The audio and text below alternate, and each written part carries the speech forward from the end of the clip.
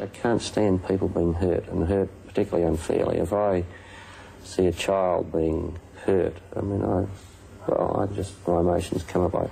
That's the thing that hurts me. Hurt. I used to like Bob Hawke, though he was a man my mother would have described as C-O-M-M-O-N.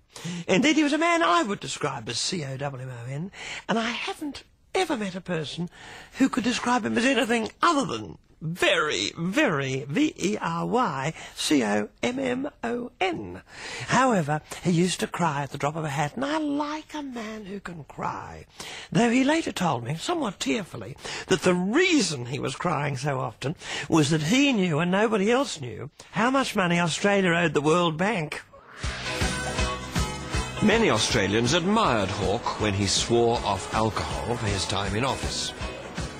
Well, old Bob Hawke was and is a sipper. Good luck to him, and the Lord be good to him, God love him. But I said to him, and I said it frank, I said, Bob, if you want my input, I said, you'll knock off the grog, you go on the wagon. Well, he has more or less on and off, whereas I don't drink at all. I never drink, don't touch it, unless I'm thirsty. They admired him because he could have a good time without chemical support.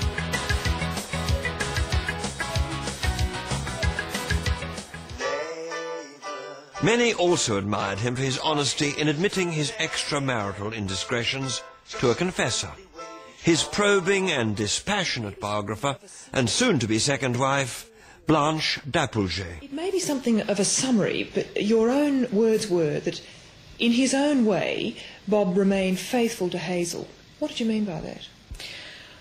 Well, I mean that he's not a conventional man. That's a statement across the board. And within that context of not being conventional, he was very loving and he admires his wife a great deal and he supports her, and he would never say anything nasty about her. Well, you'd obviously be less than honest if you didn't say that you got some sense of satisfaction out of power. Yeah. I don't know that I would share Henry Kissinger's observation that it is the ultimate aphrodisiac. I've never sort of... It hasn't worked for you, has it? Well, I obviously haven't had enough power. Cut out those laughs.